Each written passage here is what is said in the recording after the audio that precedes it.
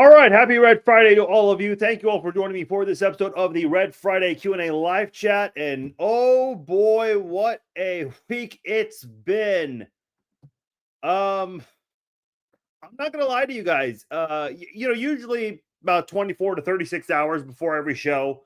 And I know with the news cycle, things will change. But I usually try to prepare for my live streams, my podcast, at least a day ahead of time. And obviously, knowing there might be some changes we make in certain topics I might want to discuss, we might not get into. Listen, there's a lot to get into today. And I don't know if we're going to get into all of that. I don't even know if some of you guys give a damn about some of the things that I have on the docket for this live stream, this Q&A live chat today.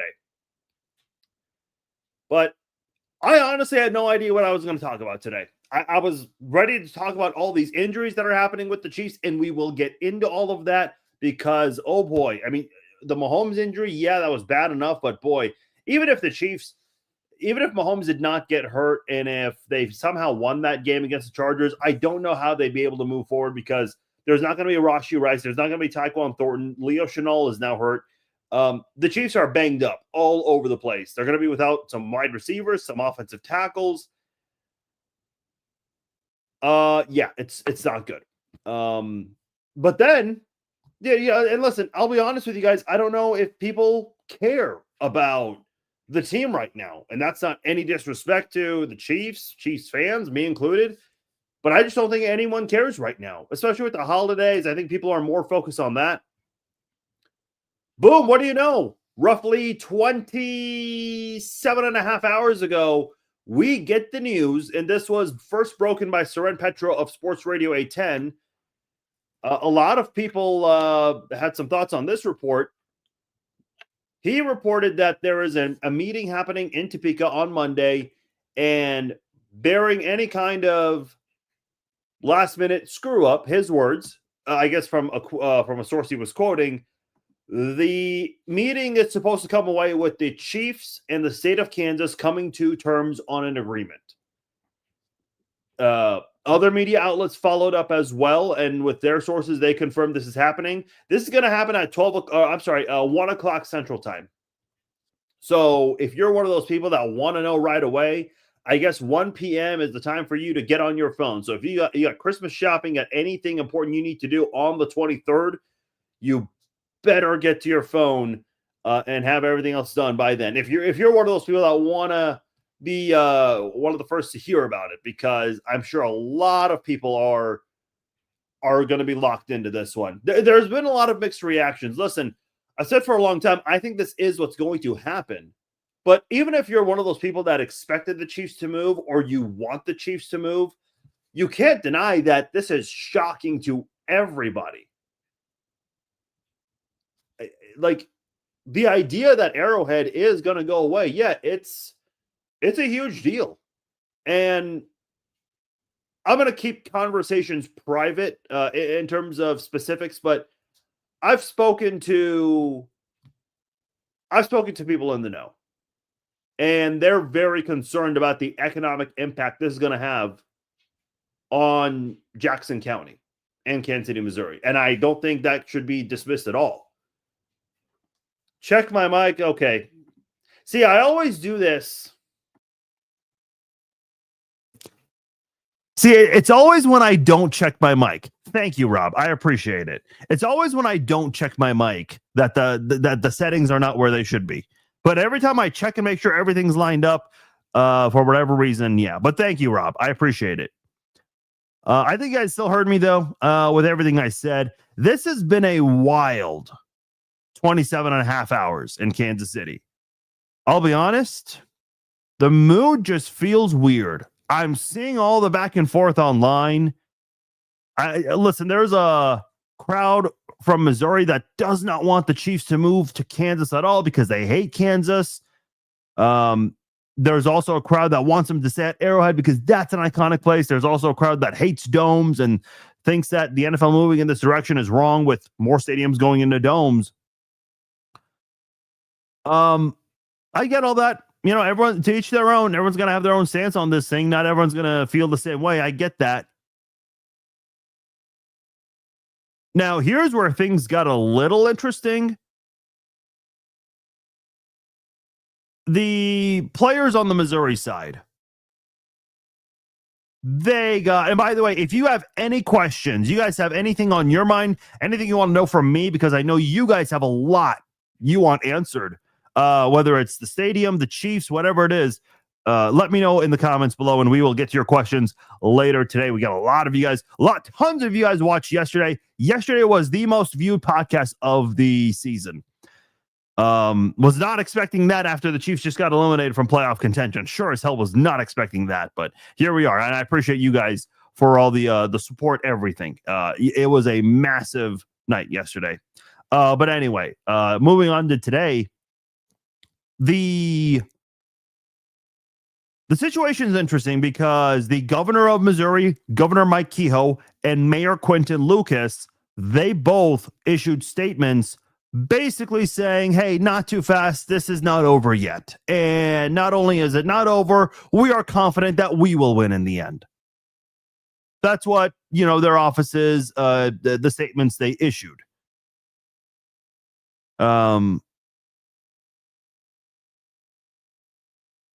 So this is where things start to get a little interesting. Ty Masterson was on Pete Mundo's show this morning, and he says he is expecting a proposal from the Chiefs. He's excited at what's going to come out of this meeting because he feels like this has been months of conversation, a year, more than a year, really, a year and a half, and he feels like it's all going to come to an end. And he's excited to see what they're going to put together. He did say no deal is done until it's done. But he does expect to review something, and he expects to approve of it. He said that they've been in Missouri for 60 years, and he would love to see Kansas have the Chiefs as well as the Royals for 60 years. He did go on to say, and some people were not happy about this comment, he did address, the team has not been very good this year, but he said this would be a literally a win, a Super Bowl win for Kansas. That is what he called it. Not my words. So don't shoot the messenger here. Not my words, but those were his words. He feels like this is going to be a Super Bowl win for the state of Kansas. Let's see. By the way, today got interesting too, because the commissioner of Jackson County, Phil Lavoda, let's just say there was a panic press conference because this press conference was not scheduled. Nobody was expecting this press conference. So he created Operation Save Arrowhead. Yeah, we're here, folks. Operation Save Arrowhead. 1/4 cent sales tax in Jackson County reduced from a 3/8 of a cent sales tax. So now they're changing things. Where was this change 24 hours ago? This was not existent. Now, look at the bottom here. This is real. I swear on everything. You're going to get comments saying, oh, this is one of those fake news pages, AI that just spreads misinformation. No, this is real. He had visuals to present in his press conference to the media. And as you can see, it says blank million from state of Missouri and blank million from city of Kansas City. And the Chiefs have in the past said that they are willing to commit $400 million. And the commissioner did state that he might ask more from them. But as you can see, he crossed off the amount of money there because his words, not mine. He does not want the state of Kansas to know these numbers. Boy, I think we are reaching a point of desperation. Like this is Jet Chip Wasp times 3 right now. I mean, the state of Missouri really is throwing.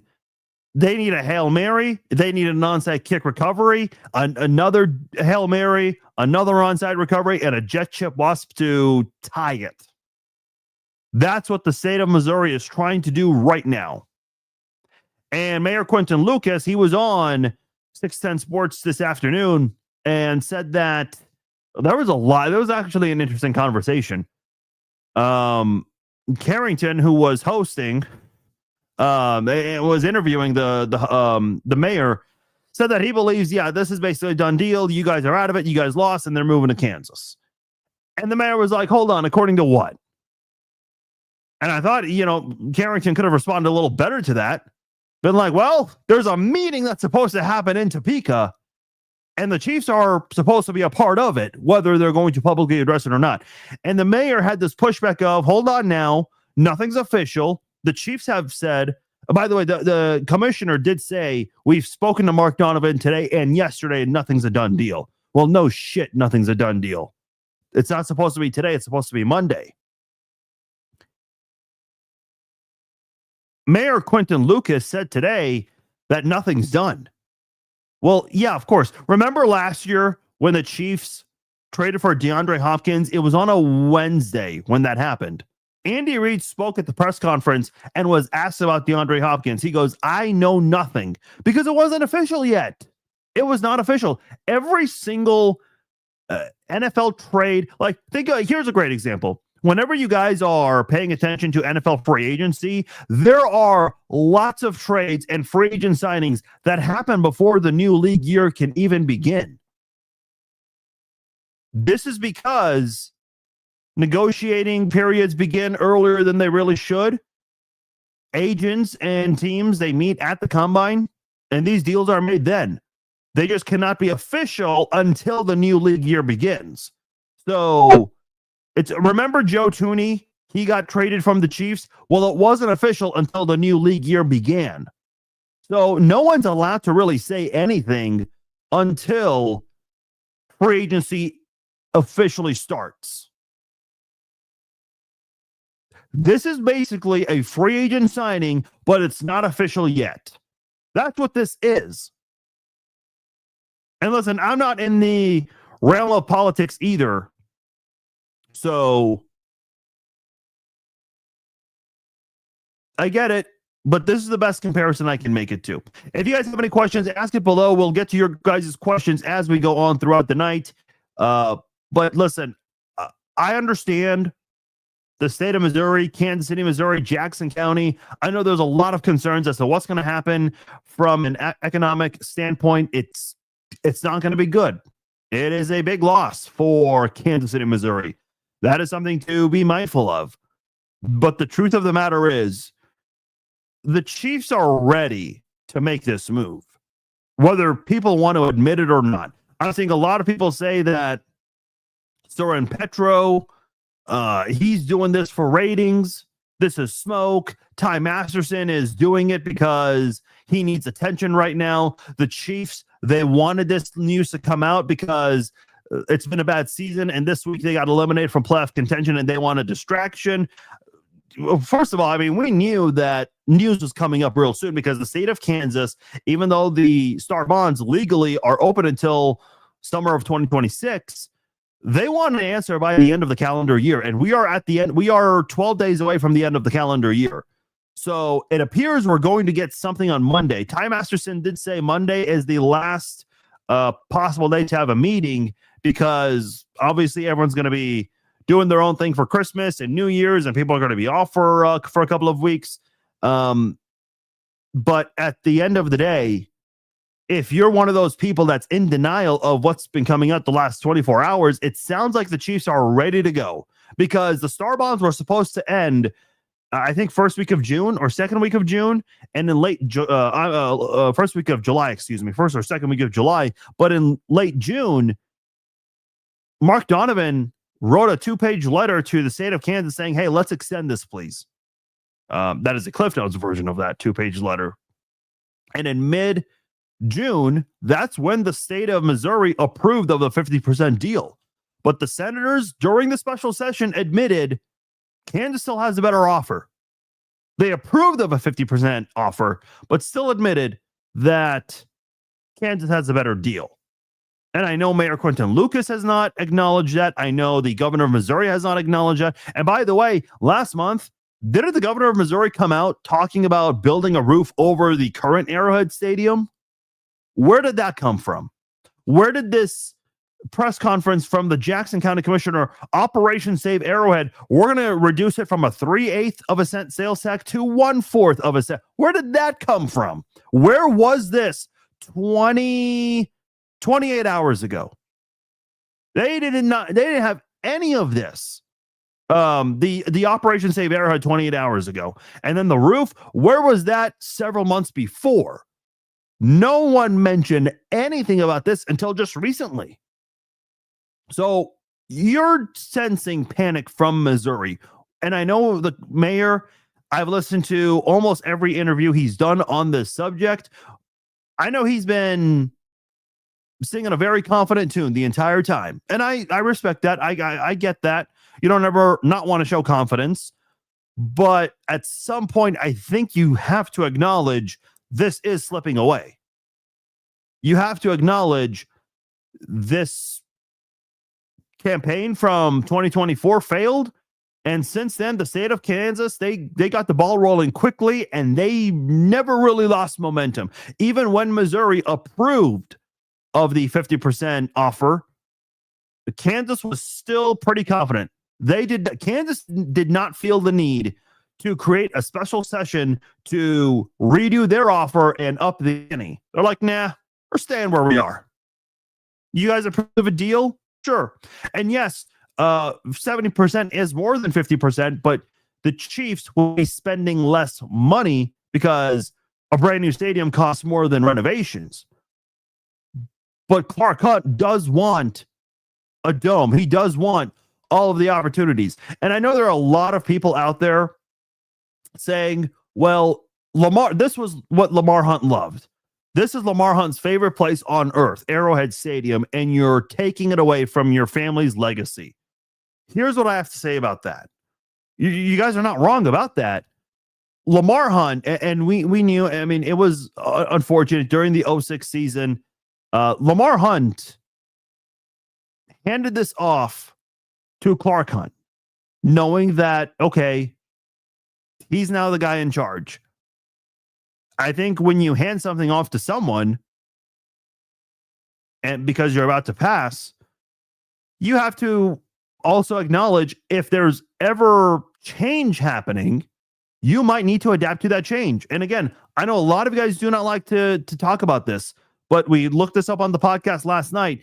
We have 1/3 of NFL stadiums that are currently indoors. We have 30 NFL stadiums. 10 are indoors right now. And they've been building a lot of them over the last 10 to 15, 20 years. And we have several teams like Washington, Tennessee. They're building stadiums that are going to be indoors as well. And by 2031, if Chicago, Denver, and Kansas City, if they all follow through with their current potential plan of an indoor stadium, 16, more than half of the NFL stadiums will be indoors. Again, I know a lot of people do not like hearing that, but that is the direction we're going in with all of this. By the way, I asked a poll on Twitter yesterday, and there's 4 hours left to vote on it. It's gotten over 2,600 votes. My question was, will you still support the Chiefs if they move to Kansas? 83% voted, 83.8% voted yes, 16.2% voted no. That's a lot of no's right there. I mean, I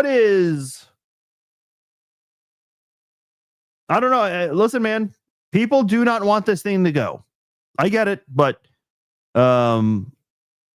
this is what's being presented to the Chiefs. By the way, I have to push back on something here. I already defended Jackson County voters. In short, if you missed it before, I think it's unfair to blame them for voting no, because the campaign was not a good campaign. The Chiefs had a very underwhelming renovation proposal. What were the renovations? You guys even remember? It was an activity zone that I actually thought was cool. But then the rest of it was VIP entrances. Who the hell cares about VIP entrances? You can easily do that anywhere, any stadium. They also said that they want new video boards.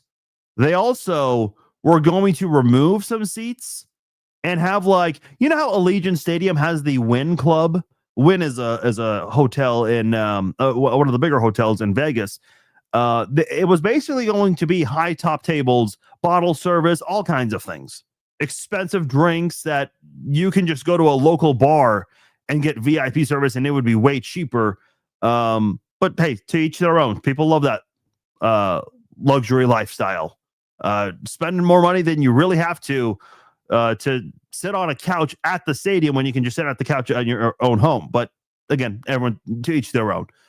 But the Chiefs were going to have something like that in their stadium where they were going to remove some seats and have high top tables. I don't know, man. Those renovations did not knock my socks off, as the kids like to say. The Royals, they had this beautiful rendering of Kauffman Stadium, or whatever the new stadium would be called, north of the Crossroads, right across the street from the T-Mobile Center. And there's a nice looking bridge that connects the stadium to T-Mobile Center. I don't know what purpose anyone needs that for, but they had it there. And in the renderings, they had people taking advantage of that, walking across the bridge. And it would be an improvement for power and light. I mean, there are all kinds of things that people thought it was going to bring. But the businesses in the Crossroads were not fond of the idea, and the Royals claimed they were speaking to those business owners. Those business owners said no. Listen, I think people are giving KC tenants way too much credit. And by the way, another thing to consider, Frank White, who's now been ousted as Jackson County executive, he's been raising all the property sales tax, and Jackson County residents have been dealing with this for a while, several years, in fact. You think they're ready to vote on renovated Arrowhead and a brand new baseball stadium downtown? I think that's the last thing they want to hear. So yeah, KC tenants, they really spoke up on this, but I think people are giving them way too much credit. So that's where we stand right now with the stadium situation. As far as the Chiefs go, and again, if you guys have any questions, please comment below. I'll get to your questions shortly. That is what the Red Friday Q&A live chat is all about. But as far as the Kansas City Chiefs on the field go, it's not been a great week for the Chiefs. Obviously, Patrick Mahomes has been lost for the season, and the injuries continue to pile on. Andy Reid did say earlier in the week that Rashee Rice came in Monday with concussion symptoms. He has been in the concussion protocol. Tyquan Thornton has been in the concussion protocol. Jalen Moore and Jawan Taylor, they're both dealing with injuries. All those players I mentioned, Rice, Thornton, Taylor, Moore, they're not playing. McDuffie's not playing. Leo Chenal's not playing. Chenal due to a shoulder injury. I believe I'm forgetting one more. Jake Briningstool. He's been dealing with a hamstring injury. He will not play. Nazeeh Johnson, who's got a shoulder injury, he's coming back from. He won't play. And Derek Nottie, who was ill and missed the last two practices, he will not play. So we have 1, 2, 3, 4, 5, 6, 7, 8, 9 players who are listed out. And again, this does not include Patrick Mahomes, who's obviously now on IR. This does not include Josh Simmons, who's on IR. This has been a season from hell for Kansas City. And listen, the injuries just recently started to stack up, but it's just getting worse and worse. And I think a big part of it, let's be completely honest, we've gone over the cap situation before with the Chiefs. Trent McDuffie, I don't think there is a realistic scenario where Trent McDuffie is playing for you in 2026 because he wants a new contract. And the Chiefs cannot afford him right now. So you might as well keep him out with this minor knee injury he has. Don't let it get any worse. And get ready to trade him. Make sure he has value. Don't make things worse than it already is this season for the Chiefs. If you're going to trade him, keep him healthy. I know Trent McDuffie himself might not like that, but that is part of the business. Let's lose and get a good draft pick. We need an elite wide receiver like Tyreek, Diego says. Yeah. Are we going to get good draft picks? I think if you're going to trade Trent McDuffie, you can get some good draft capital. The Chiefs don't have a lot of draft picks for next year. They got to figure something out.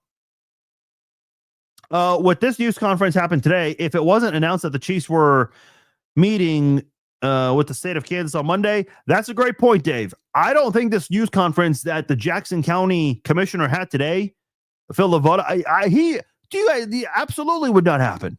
Like, where did that come from? Where did Operation Save Arrowhead come from? Where did the 3/8 of a cent sales tax, which is Gonna go through to 2031. They're gonna drop it to 1/4 of a cent sales tax. Where was that 28 hours ago? This was never in the plans. Now suddenly you're going to make changes? Because even though they can do this whole, oh, nothing's happened yet, no one has signed anything. Yeah, we know. It's just like the NFL. It's just like before the new league year begins, all these players verbally with their agents agree to deals with teams, but it's not official until the new league year begins. Yeah, we get that. Give me something more. Like, by the way, Mayor Quinton Lucas, I didn't mention this on the live stream. I did post this, though, on my social media. Mayor Quinton Lucas said there will not be anything, no news you will see coming out of Monday's meeting in Topeka.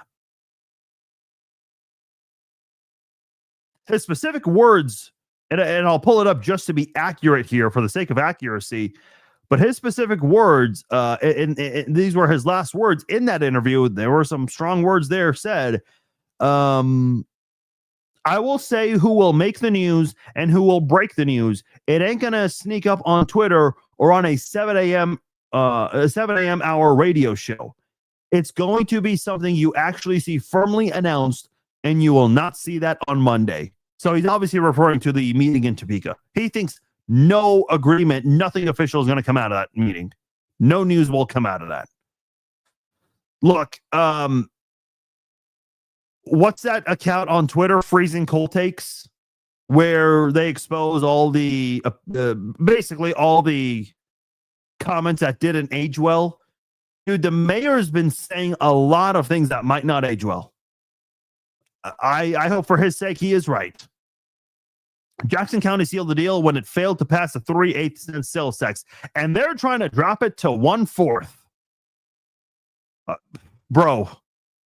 There is some, seriously, there is some desperate attempts right now. They are throwing Hail Marys.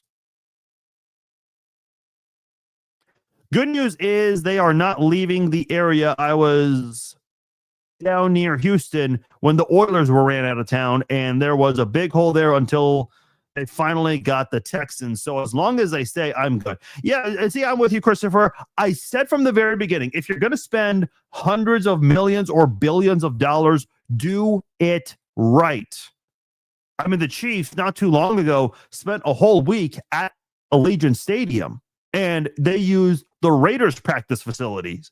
So they had an opportunity to learn from them.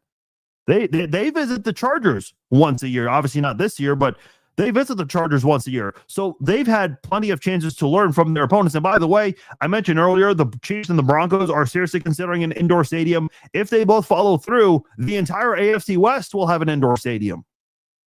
So yeah, you're absolutely right. Teams like the Raiders and the Chargers, when they visit a city like Denver or Kansas City, the idea is Kansas City and Denver have the weather advantage. Well, a lot of teams are no longer going to have a weather advantage because lots of teams are playing indoors. Listen, I know Buffalo's building a brand new stadium and it's going to be an outdoor stadium. They're going to be one of the very, very, very few stadiums that will have an outdoor stadium. And look, I do not believe in this whole thing that an outdoor team, they have the advantage. I don't believe in that. Miami did not lose to Kansas City in the playoffs a couple of years ago because of the weather. They lost because they could not beat teams with a winning record that season. Only one team they beat. Yeah, they were scoring 70 points on a weak-ass Denver team. A lot of people could score on that team. Maybe not 70 points, but then when they actually played a good team, they struggled. Absolutely struggled. So I never subscribe to the notion that a team can win or lose because of weather. No, that's not why you win or lose. You win or lose because the better team won and the team that wasn't the better team lost.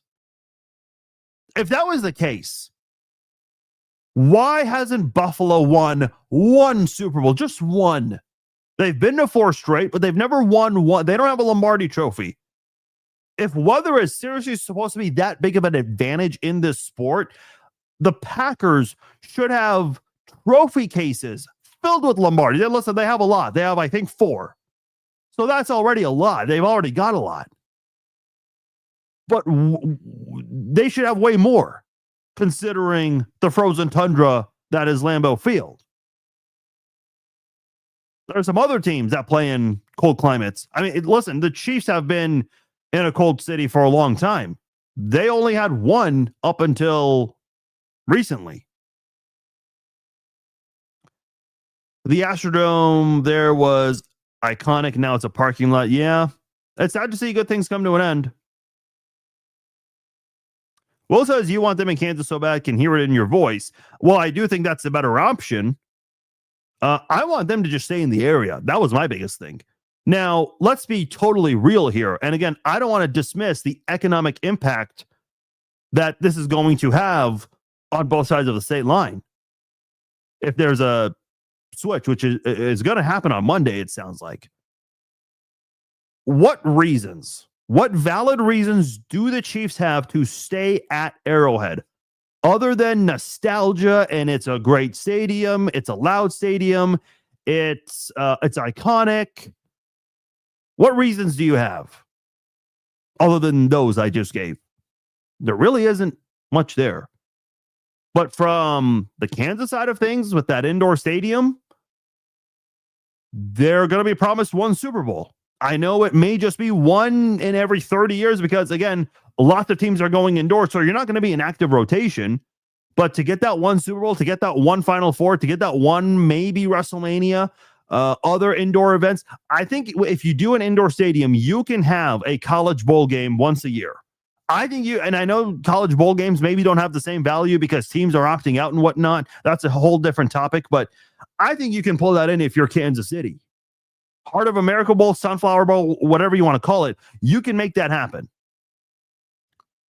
So there are more opportunities, more business reasons to make the move. And let's be honest, Clark Hunt, he's a businessman. Do you not see all of these Chiefs games that are happening internationally? That's because he is all in on doing what it takes to help the NFL from a business standpoint. He agreed to flex Thursday night football games out, even though he had current players at the time of the vote that spoke up against it. Clark Hunt has always wanted to put the Chiefs' name in the hat for international games. A couple of years ago, it was Germany. This year, it was Brazil. Next year, the Chiefs are rumored to play in Ireland. The Chiefs want to be part of the international series. When I say the Chiefs, I'm talking ownership. I'm not talking about the players. The players could not care about that at all. But ownership wants it. You know what else the Chiefs want? There's a big thing going on. It's starting to become a big thing with women's flag football. And the rumor is that the Chiefs want to build a practice facility in Olathe off K10 and Ridgeview. So Johnson County would get the practice facility. Wyandotte County would get the stadium. And listen, I prefer they would be closer together. I don't know why they need to be so far apart. I like the way it is now at the Truman Sports Complex. You've got the practice facility and you've got the stadium not too far from there at all. But I guess that's what a lot of other teams are doing, like Dallas, Vegas. So again, that's not my call. But the Chiefs, they want to build a practice facility and they want it to be able to host women's flag football events. And by the way, this would be very close to where they have those youth soccer fields in Olathe. So you're starting to see more of that kind of thing. If you are a true Chiefs fan, if you are a true loyal Chiefs fan, you should still support them in Kansas. I don't want them to move, but I will always love them. Listen, I get, I don't get the Kansas versus Missouri thing. If we're talking KU-MU, yes. But if we're talking about the Chiefs, dude, would you rather the Chiefs move to Kansas or would you rather the Chiefs move to, I don't know, Salt Lake City, San Antonio, St. Louis? I mean, I'm kind of convinced some of you guys would rather see the Chiefs leave the area completely rather than go to Kansas. Oh, that's interesting. We'll gladly take season ticket from those that said no. It's funny seeing how many Mizzou fans losing their minds over this. Chiefs potentially moving to Kansas. I think it's a little weird, but some of the reactions are funny. I haven't been to a game since 2010. I live in Tulsa, Oklahoma. I don't care where I live or where they live. It's Red Kingdom all day. Okay, that's cool to see. Funny how Crossroads rather be around chain link, rotten greenwood, rusted ribbon, wire, infrastructure, all bad, but they rather stay self-centered and look out for their own business. Crossroads not an attraction. I disagree. Listen, I was having this conversation with a former player today. I actually spoke to several former players today about this. They have a lot of opinions about this. Listen, I said this last night and I said this today to some people who I spoke to. I still think Kansas City, Missouri, there are things to do. Listen, is there going to be an economic downfall here? Absolutely. But there are still things to do in Kansas City, Missouri. I love downtown Kansas City. I love the Crossroads. I love PNL, the Plaza, Westport. There are still going to be a lot of things to do in Kansas City, Missouri. You're just not going to have the sports teams there. And yeah, I know it sounds like I'm making it not sound like a big deal, but it's a big deal because of the economic impact. Now, Muchacho, I think is how you say your name. I'm assuming that's not your birth name, unless I said that all incorrectly. And if I did, I apologize. Here's my question, because I saw I'm going to push back here. Yes, the Crossroads Stadium, that looked beautiful and all, but where in the hell am I going to park my car at a potential Kauffman Stadium downtown? Where in the hell was that going to be? Because that was never once explained by the Royals. The Royals had absolutely no transparency. This is like somebody running for president of the United States, and they're saying, hey, we're going to lower gas prices. Taxes are going to be low everywhere. We're not going to have any wars. We're going to be a safe country, and I'm going to make it happen. But I'm not going to tell you how it's going to happen. Are you going to give that guy your vote? Hell no, you're not. No way you're giving that guy your vote. Absolutely not. McDuffie isn't Pro Bowl material. Yeah, he's had a couple bad games. And I don't know if there was damage to the knee already before that was impacting that bad game against Dallas. I don't know.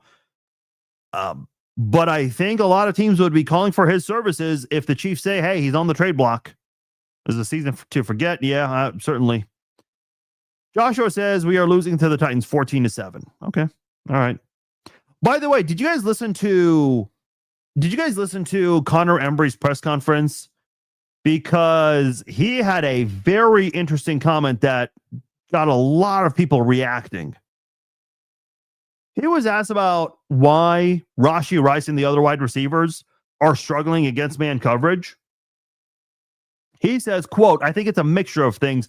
I don't think you can pinpoint it to one specific thing. Okay. But I've been watching a lot of games this year, and I have seen that Rashee Rice cannot create separation. I've also seen the wide receivers not really run the best routes. I mean, you're seeing some zigzags and just some not so great route running. Listen, I don't know what the play calls are. I don't know what the routes are supposed to be, but they don't look like they're being properly ran. They're definitely not. And Connor Embry caught a lot of flack for his comments yesterday. Listen, I know there was a press conference a couple of years ago when the Chiefs were leading the league in drops. And he says, hey, look, we have these 7 or 8 wide receivers. We got them because they're good. They can play. Really? Then why are they dropping so many passes? It just feels like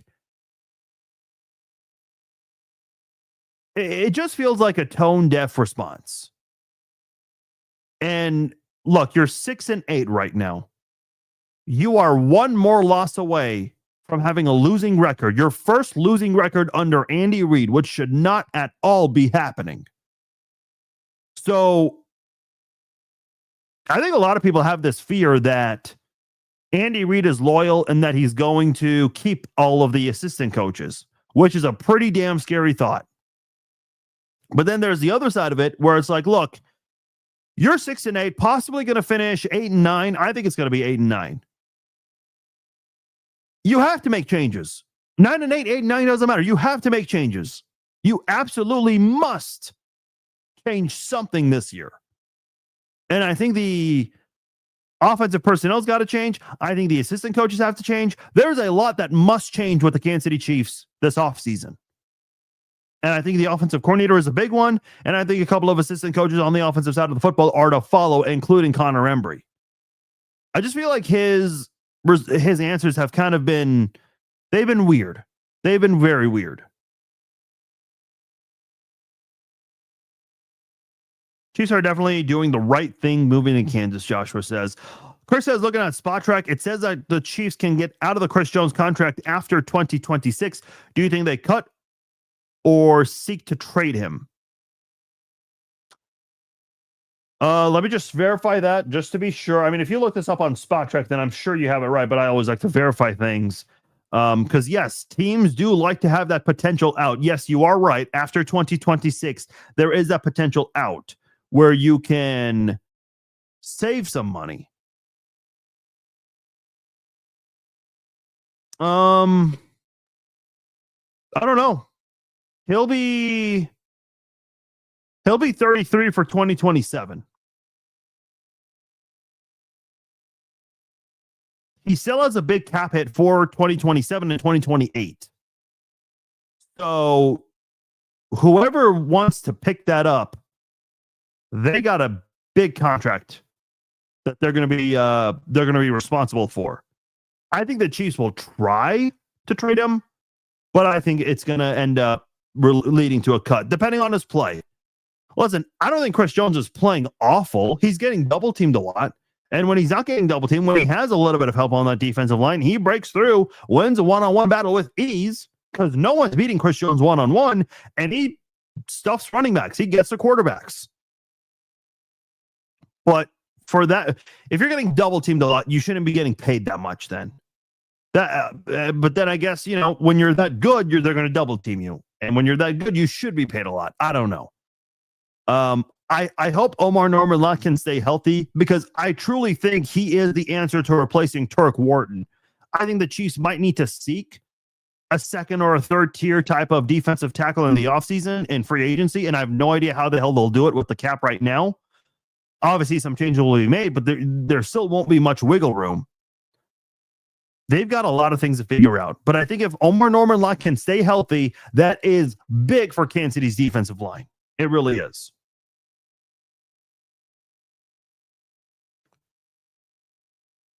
The blueprints of the new stadium look good. Just wish it was a little bigger. Yeah, that's my thing. Why 65,000 seats? Why not make it at least 70 or 75? And listen, I'm not an architect. I don't know the laws with these things. I've seen some of you guys comment in terms of what's allowed, what's not allowed. But I was hoping for something bigger. The Hunt family, when you, and I've seen this data many times, they have the second biggest net worth compared to all the other ownership groups in the NFL. Obviously, Jerry Jones is number one. So I was hoping that they would build an 80, 90, 100K, 1,000-seat stadium. But it's going to be 65K in a rolling turf, yes. Arctic tundra temps, not every team's made for that. Ingrained in Chiefs country, not real football without trapping those natural elements. That's soft, bro. How is that soft, though? I mean, you watch the Super Bowl. Where does the NFL go for the Super Bowl? Where do they put these big games at? It's either got to be in a warm climate like Santa Clara, which is an outdoor stadium, or any of the Florida teams, Jacksonville, Miami, Tampa. I mean, that's the Chiefs have played in a couple of those cities also. They played in Miami for Super Bowl 54. And then a year later, I know it was the COVID year, but Raymond James Stadium had Super Bowl 55. So they've played in some of these outdoor venues in a very warm climate. And if they're not in a warm climate, they're playing at an indoor stadium. Super Bowl 54 was in Miami. 55 was in Tampa. 57 was in Arizona. Yes, it's a warmer state, but they still have an indoor stadium. 58 was in Vegas. Not necessarily warm, but not necessarily cold either during that time of year. If it was an outdoor stadium, I think you'd see fans wearing jackets during the game. And then Super Bowl 59, that was in New Orleans. What is the weather like in New Orleans? I mean, they're way south. Okay, they're in the 60s. So the lows are usually in the 40s, the highs in the 60s. Okay, all right. So they could survive. They probably would put an outdoor Super Bowl there if it was outdoors. But my point is, they'll go to Minnesota. They'll go to Atlanta. They'll go to a lot of other venues. I mean, they're going to go to Tennessee and DC soon for Super Bowls. Those are going to be indoor stadiums. So if you think that's soft, fine, that's on you. But that's the way the league's going. And you're watching the product. What Super Bowl was it? Super Bowl 53, I think, when the Patriots won their last Super Bowl with Brady. It was in Minnesota, was it not? Which is cold as hell during January and February. And they had a Super Bowl there not too long ago. Well, I shouldn't say not too long ago, but there was a Super Bowl there fairly recently. I disagree. I think stadiums that play outside with elements have advantages also. The biggest thing about keeping them in Arrowhead, because it's the Kingdom's home. Yeah, but Bob, I was just told that the Chiefs are going to beat the Texans and the Chargers because those are teams that play indoors and they're from warm states. Now, they didn't necessarily destroy the Chiefs. They didn't look great beating the Chiefs, but they beat the Chiefs. I was told Mahomes and the Chiefs have the weather advantage. And back-to-back games, the Chiefs offense mustered 23 points against warm weather teams, dome teams. And listen, 2 games is not a great sample size, but I was told by a lot of you guys, because I've been doubting the Chiefs lately, and you guys did not like that. I was told the Chiefs were going to win those games because of weather elements. I still to this day, and I disagree, Bob. I still to this day, because I saw Mike McDaniel go on Pat McAfee's show and make excuses about the weather for that game. You already lost to the Chiefs at an indoor stadium in Germany that same season, and you were not beating any good teams that year. They did not beat the Chiefs because of weather. They lost because they sucked against good teams that year. Yeah, they put up 70 on Denver. Whoop-de-doo. A lot of teams beat Denver that year.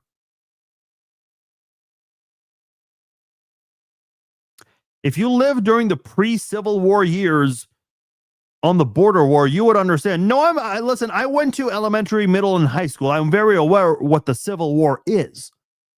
This is 2025. Almost 2026. We're not in the Civil War. Why do we have to not like each other because of pre-Civil War? Like, I don't get that. That makes no sense. That was then. This is now. Why is Casey now doing something about it? You had your chance to keep them and drop the ball. Nope.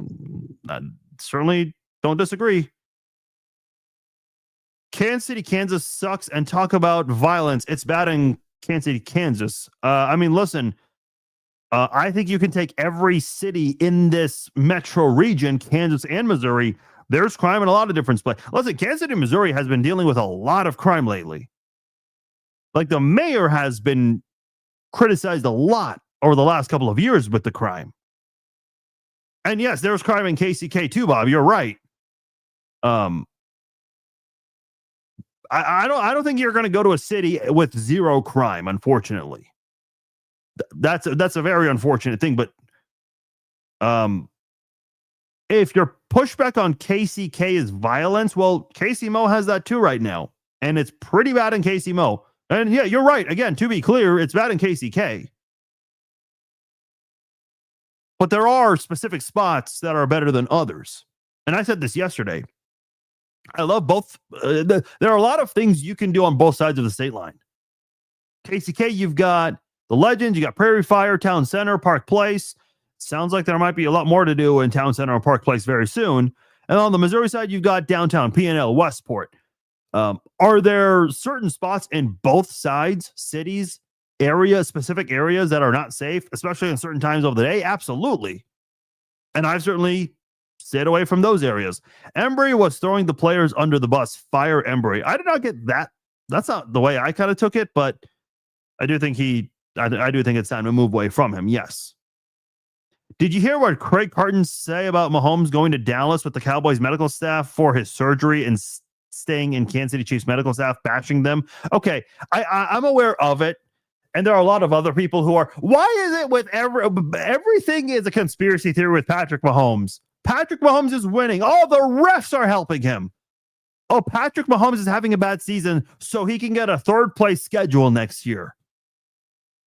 Oh, Mahomes is injured and he got surgery in 24 hours. How did he get surgery that fast? Why was it from the Dallas Cowboys physician? Like, everything is a conspiracy theory with Patrick Mahomes.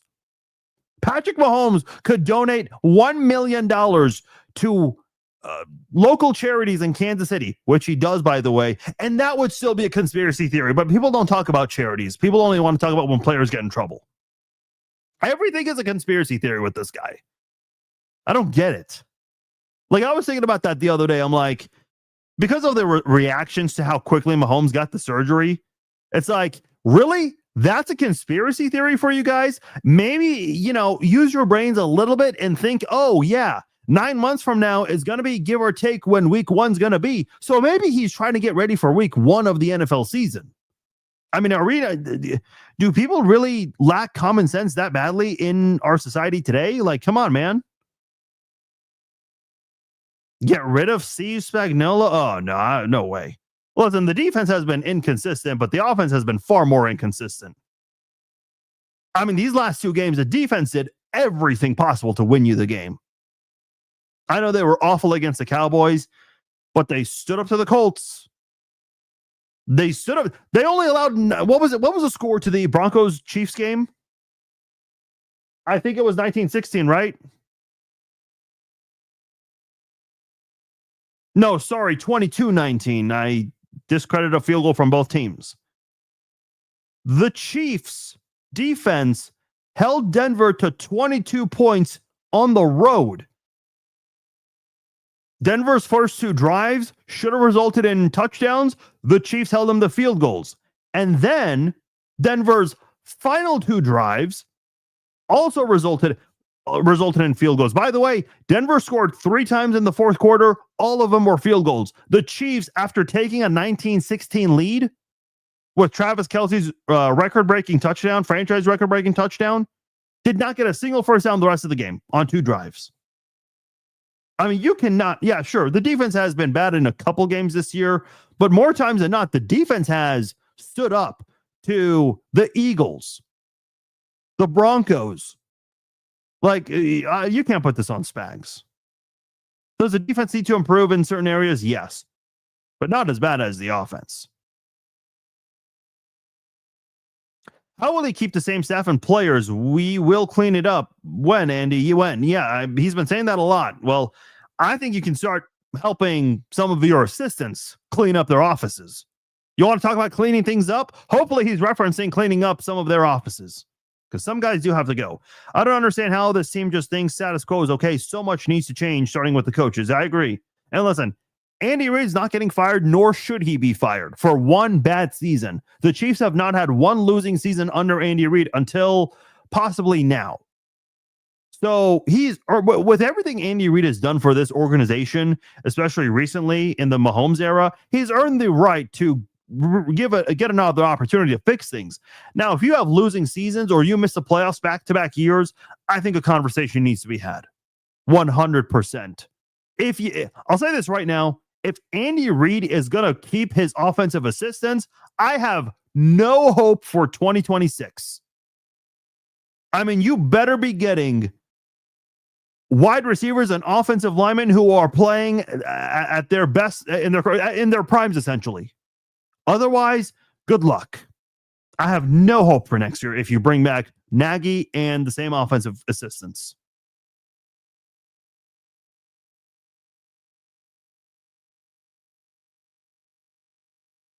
I love Andy, but if he doesn't want to change it, then he should go. Yeah. Well, see, he's going to get one more opportunity, I think. I don't think he's getting fired. Listen, for those who don't know, the Hunt family and the Reed family, they are very, very close. They've got a very close relationship. Clark Hunt he's said many times, the best move in franchise history is hiring Andy Reid. And Clark Hunt's wife and Andy Reid's wife, they are very close. They have posted photos of them celebrating Andy Reid's wife's birthday in Mexico. I think they traveled to Toronto for a Taylor Swift concert. Like, they are very close people. They really are. So they're not letting go of Andy Reid. At least not right now. This team lost focus at some point. When everyone tells you how good you are, you start to believe it. You stop working as hard. You stop doing things that got you there. You're not wrong, Bleed Arrowhead or Bleed Red Arrowhead. I just think that, that ass kicking you got in the Super Bowl had to have sent some sort of a message. But they started 0-2. I mean, you're starting to see the Chiefs do things they've never done before.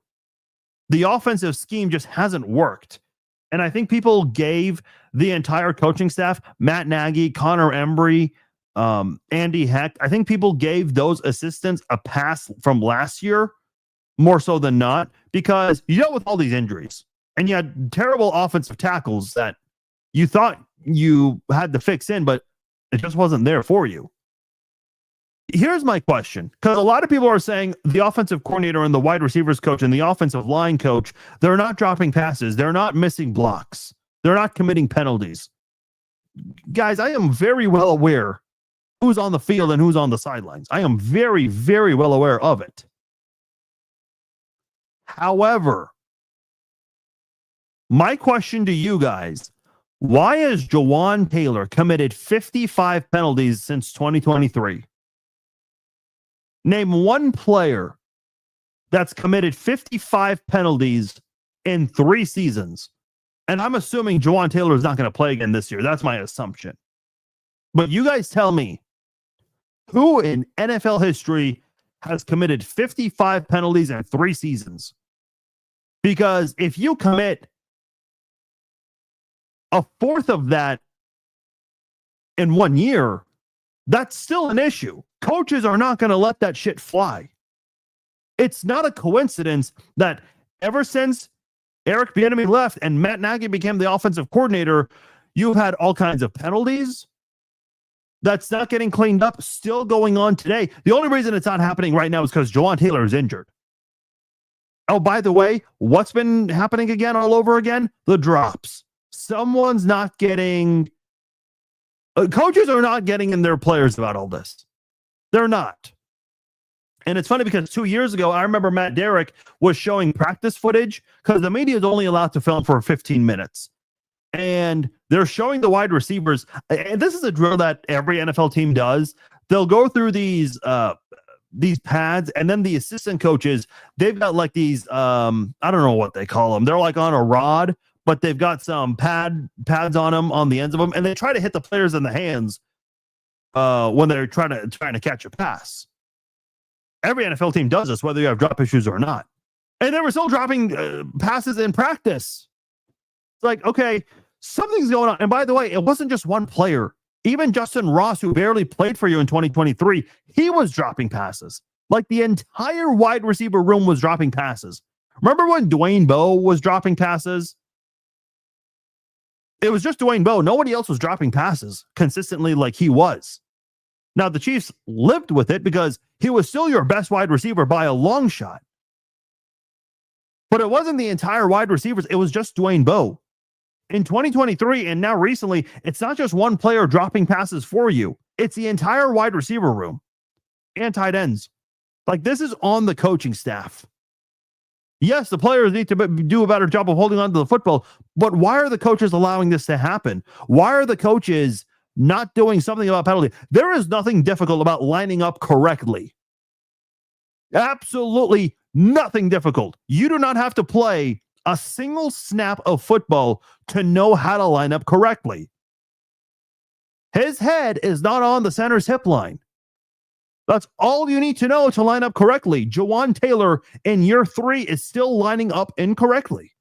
How does someone not know how to line up correctly 3 years into a a penalty-fested tenure in Kansas City? How? Please explain that to me. I think the last cold weather Super Bowl was Super Bowl 58. Was that? Which one was that? Was that Seahawks Broncos? Well, whichever Super Bowl was the one that was in East Rutherford.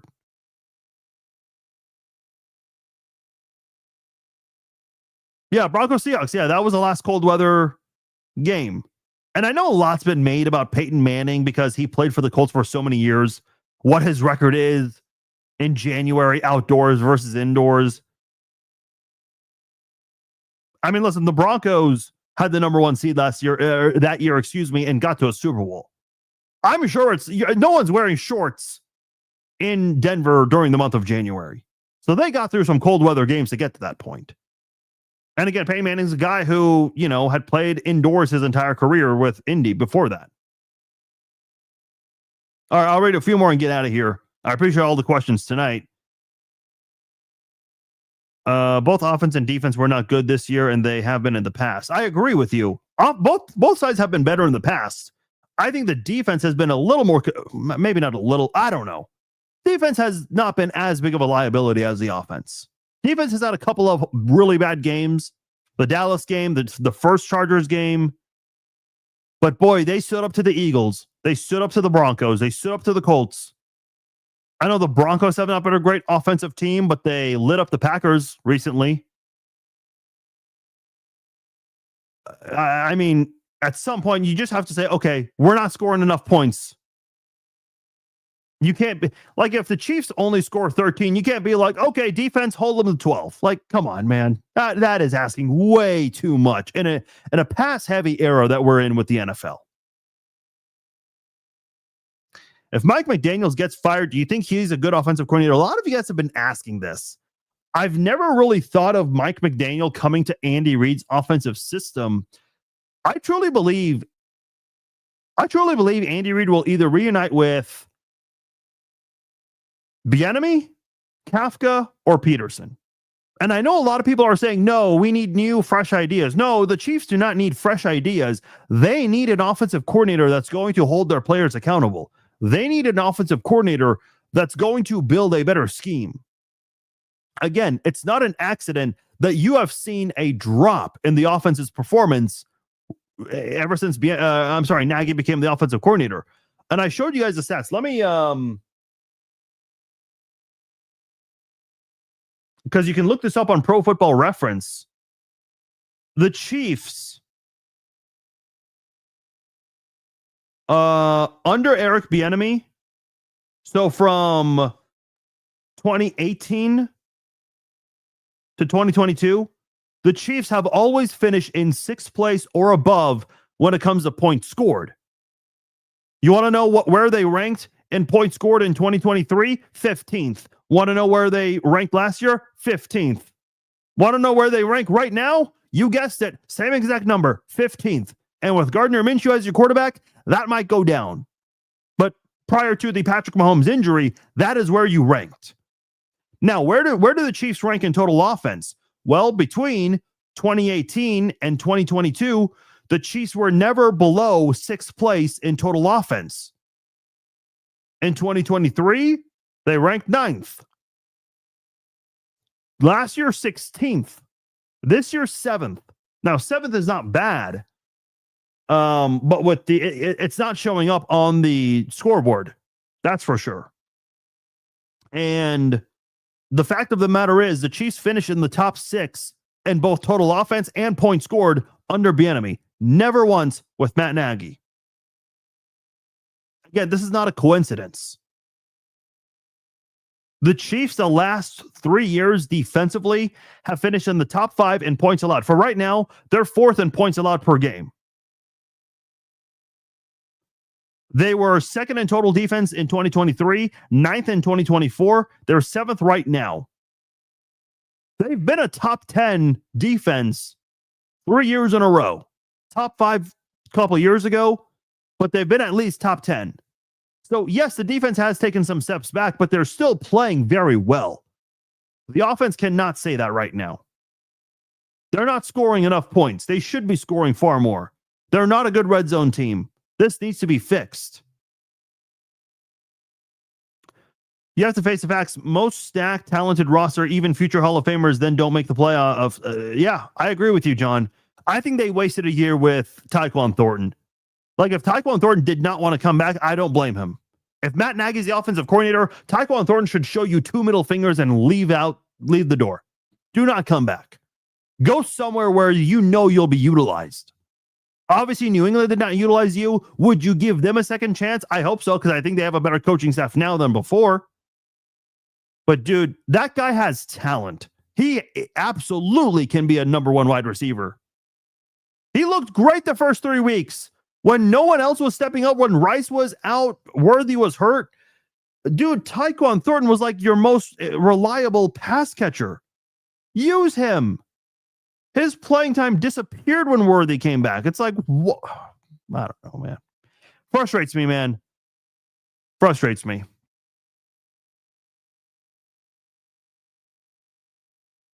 All right, I know we're starting to see some repeat questions, which I appreciate, but I'm going to try to address any questions that we have not answered this live stream so far.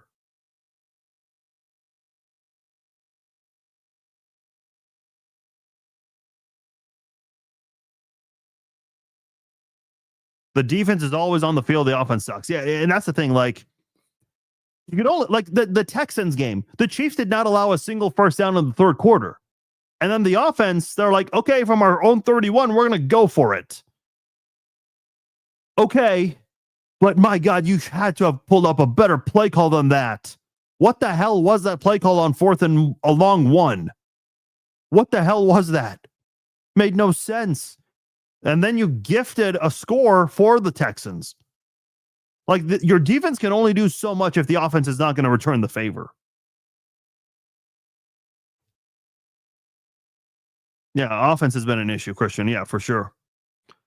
Special teams, yeah, we haven't spent a lot of time talking about that. Needs a vast remake along with the offense. I remember early on, early on in the Andy Reid era, that is, Dave Toub was labeled as a potential head coaching candidate. And I just wondered over the years, I'm like, what happened with that? Toub still here? Well, recently we've found out why. Defense is caught up. Offense is way too predictable. Okay, Rob, I think those are two different things. Defense is catching up to you, and offense being too predictable, that's two different things. Do I think defenses have picked up on some things? Yes. But do I think the offense has been very predictable this year for Kansas City? Absolutely. Maxwell Hairston called it out. And then look at Derwin James. Do you know what Derwin James did?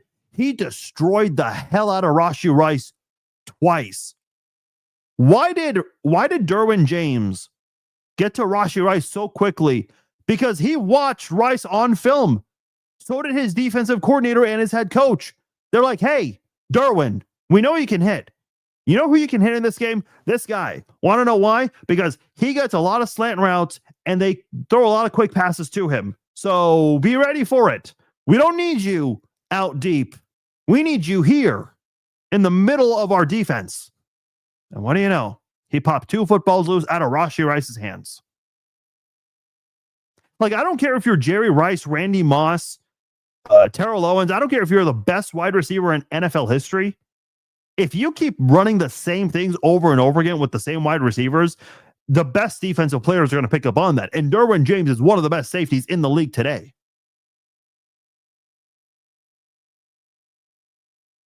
Look at Seattle. Sam Darnold and 12-5. If you would have told me that last year, I would have never believed it. The Chiefs not making the playoffs with Mahomes and Darnell with the record. Tell me coaching don't matter.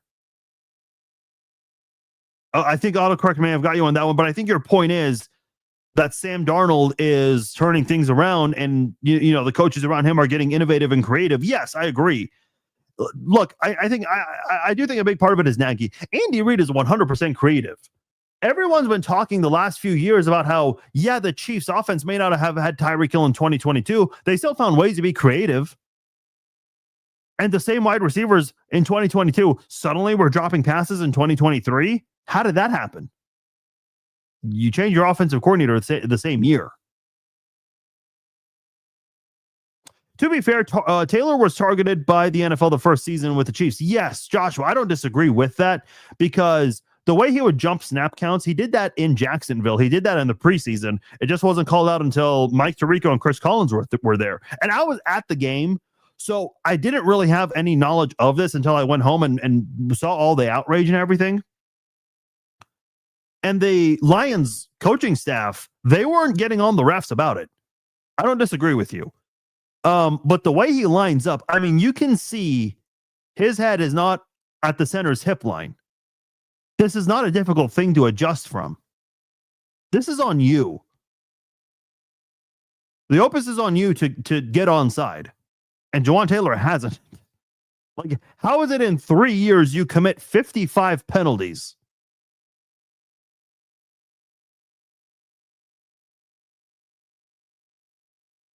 Receivers not getting open. I'll watch the game last night between the Rams and Seattle. Guys are getting open everywhere. Our players don't seem like they're ever open. Yeah, this is true. And that is something that the Chiefs heavily rely on. They heavily rely on players creating separation and getting open. And there's nothing wrong with that. If you have the speed to do that, that is what you should be doing. But it's not even happening in Kansas City. I remember Dak Prescott threw a dart, and I forgot to who, but it was in double coverage. I'm like, man, Dak Prescott almost got a touchdown pass to this tight end in double coverage. But the Chiefs, they're not even willing to get the football to wide receivers on one-on-one plays. They heavily rely on receivers getting open.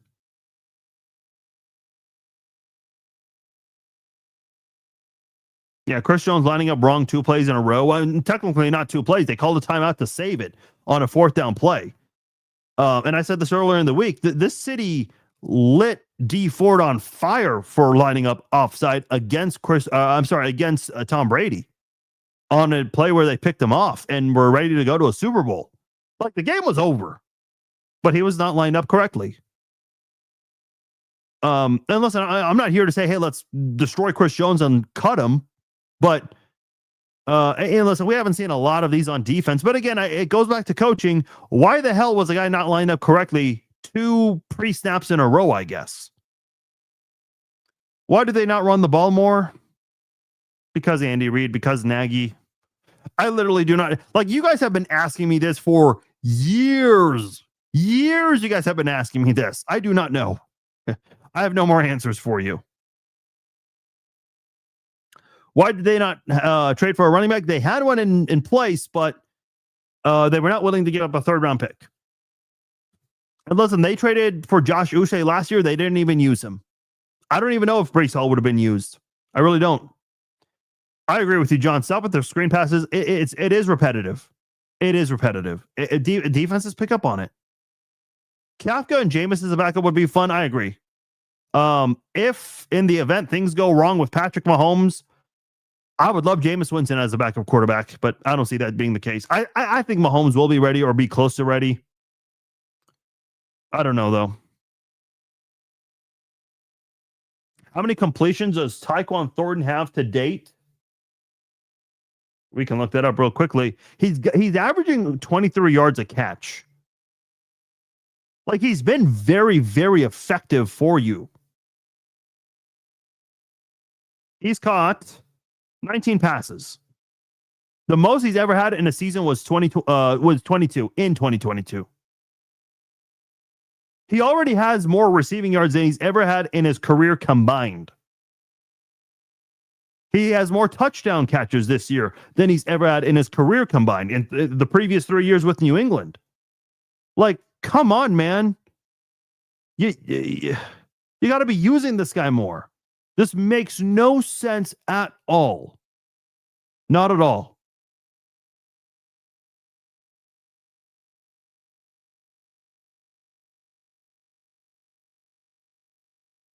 Why didn't we kick a field goal last game? Well, it wasn't really time to kick a field goal. It was too early. And I think they were trying to go for the win. Listen, I'll be honest with you guys. Yes, a field goal was at least a safe bet to try to go to overtime.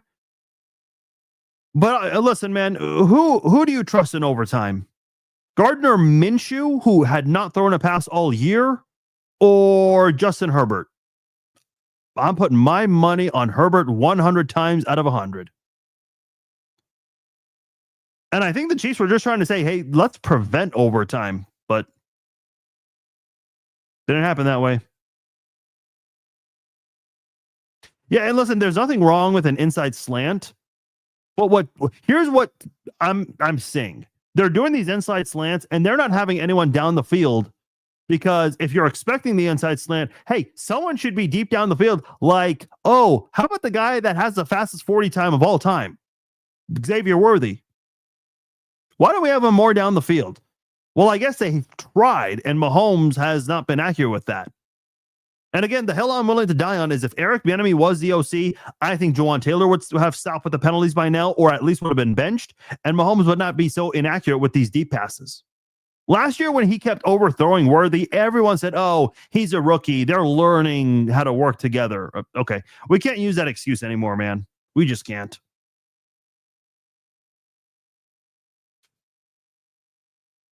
Andy is creative. Why not design 10 to 15 specific new plays around Tyquan Thornton's strengths?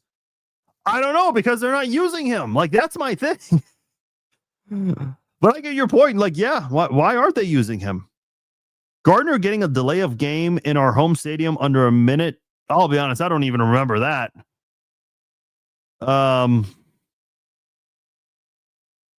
Listen, a lot of things are not working this year for Kansas City. And I think a lot of it is on coaching. Oh, yeah, Jake Paul and Anthony Joshua is tonight. I saw the face-off. I'm like, holy shit, you are really small, Jake, compared to this guy. Bob says we never got to see Royals. You're going to get to see him this Sunday. Thornton's out. Rice is out. I think you're going to finally see a pass thrown to Thornton, or to Royals, excuse me. I would have loved to see a pass thrown to Thornton. John says you can't say you're saving Thornton for the playoffs anymore. That's what people were telling me earlier in the season. I'm like, why are you not using him suddenly? I mean, I expected his playing time to go down, but not by that much. And I was told, oh, they're saving him for bigger moments.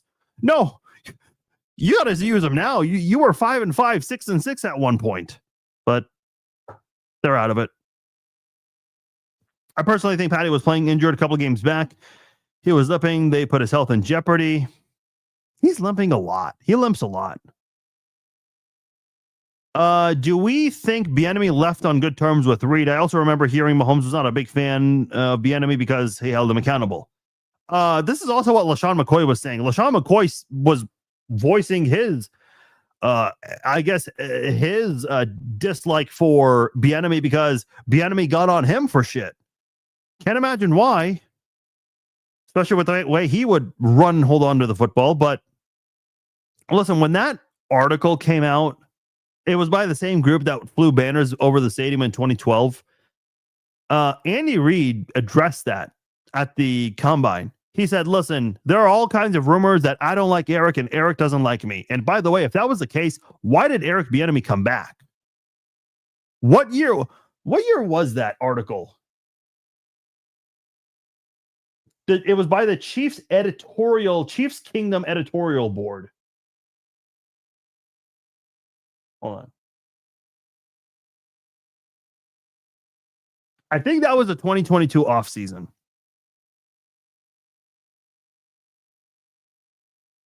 Yeah, it was in February of 2022. That's when that article came out. So they still brought back Eric Bieniemy, even though they got rid of Tyreek Hill, and Mahomes won league MVP. I don't think it's an accident that Mahomes, yes, he was an MVP candidate at one point this year. Obviously not now, even before the injury. But again, like these last 3 years, do you think it's an accident that ever since Bieniemy left, that the offense has declined? Like seriously, the Chiefs, let's say the season ended today. The Chiefs will have ranked 15th in scoring 3 years in a row after being at least top 6 every year with Bieniemy. That's not an accident. And again, you guys can do all you want by saying, Farzine, the coaches don't drop passes. They're not on the field. I understand that. But this is not a massive coincidence that you're 15th in scoring 3 years in a row when you change OCs. Not at all a coincidence.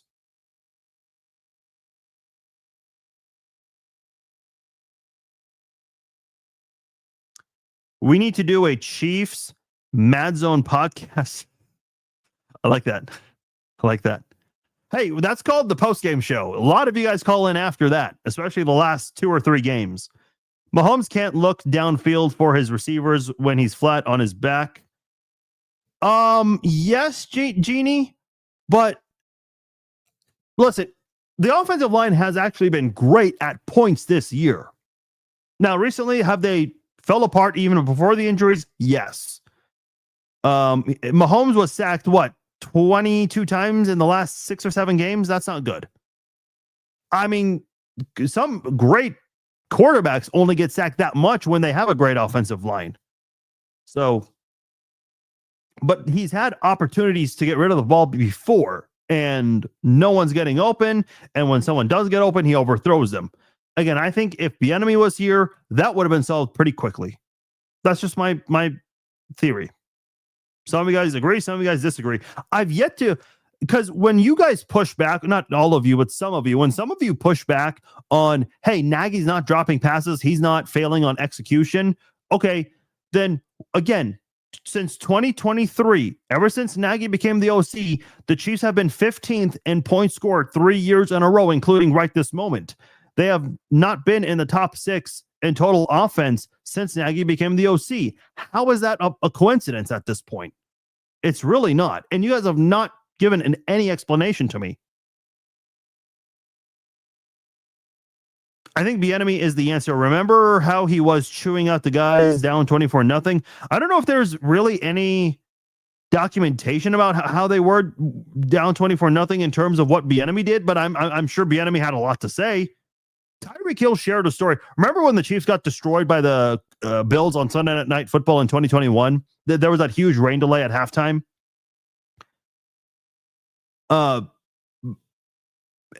Tyreek Hill shared a story that an offseason later about how Bieniemy lashed out at the entire offensive personnel for letting the Bills beat him like that. Good. I think you need more of that. Saw a post that the Chiefs should trade Justin Jefferson. Yeah, that's not happening. Not with that cap space.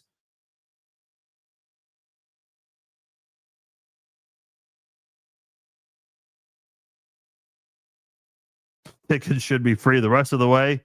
I wish that was the case because I already got tickets for the last game, which I'm still going to. I still want to go to that game.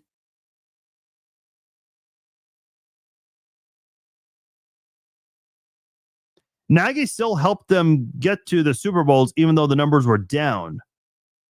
Yes, Tom, you're right. But again, 2023, you won the Super Bowl. And listen, give credit to Mahomes because the end of regulation and in overtime, 2 masterclass drives there. And I wish we saw more of that in that regular season. MVS stepped up in the divisional game. But the drop still occurred in the playoff. The lack of ball security was still an issue in the playoffs. And then 2024, again, I think we can all give the coaching staff a pass because there were a shit ton of injuries that year. And the drops weren't really an issue that last year either. But I will say this, DeAndre Hopkins, who basically has glue on his hands, that dude catches everything. Suddenly cannot catch the most wide open ball passes thrown his way. But then he goes to Baltimore this year. He's not what he once was, don't get me wrong, but he's not dropping passes. He's making all these difficult receptions. Where the hell was that DeAndre Hopkins in Kansas City? Why did DeAndre Hopkins line up incorrectly in his first game as a Chief?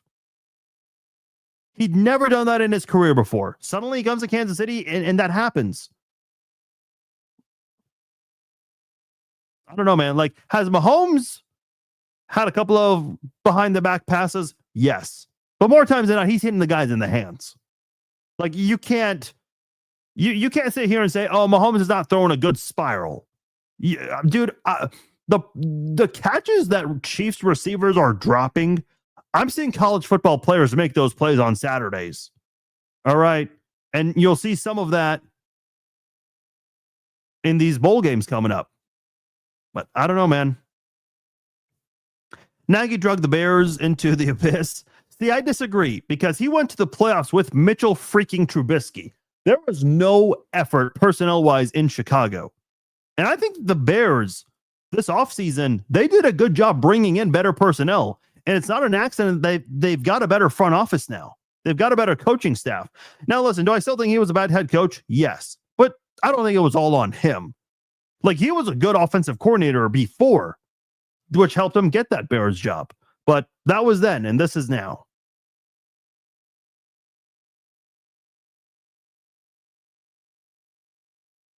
Nagy's culture has overcome our talent. I 100% agree. I mean, that 100% is a fact of this football team. I've never viewed it that way, but that is a great way to put it. I'm gonna have to start using that one. Life just right. Now, credit to you on YouTube. Or still wants to gamble and see the faders get beat. You know what's funny? I love Vegas, and I think the casino vibe is cool, but I'm not a big gambler. Like, I play blackjack on my phone, but I'm not like a bet real money on blackjack guy. I know that sounds weird, but that's me, man. I don't apologize for being me. You don't believe Bieniemy will be back anytime soon? Yeah, some people feel that way. 2 open seats next to you at section 127. Well, hopefully someone can get those tickets. I mean, listen, if you want to make money out of them, there are some Denver fans that would love to see a winning football team right now. Your son is working as a replay official, and he has been doing that the past 2 years. Nice. That's awesome. That's pretty cool. Can you ask him why the hell replay assists gets things wrong? I mean, what the hell is the point of replay assist? You mentioned the coaching problem, but what about Veach? He's missing in the draft. We have missed out on some players like Metcalf and running back for Indy. Okay, bone thrower. You're not wrong. The Chiefs, they got McCole Hardman for DK Metcalf. But at the time, DK Metcalf had some character issues. And guess what? They were dealing with Tyreek Hill at the time, who you had no idea what was going to happen with Tyreek Hill. But I will say this. If you want to sit here and say, okay, you got McCole Hardman instead of DK Metcalf, dude, there are a lot of teams that drafted an offensive lineman instead of Creed Humphrey or Trey Smith. There are 10 teams that had a chance to draft Patrick Mahomes and they didn't. Like, if we want to be really specific here, there are a lot of players. Like, no team ever bats 1,000 when it comes to the draft. The Chiefs, more times than not, excuse me, they have been great in the draft. Now, the last couple of drafts, have they missed? Yes. Xavier Worthy, I think he's still a talented football player. He's just in a bad scheme. I think he's in a good... Let me rephrase that. I think he's in a good offensive scheme, but not under the right offensive coaching staff. That, I think, is a better way of putting it. Rashee Rice, we saw what he did last year. I don't know, like, did the Chiefs just get repetitive with him to the point where teams caught up on that? I suppose.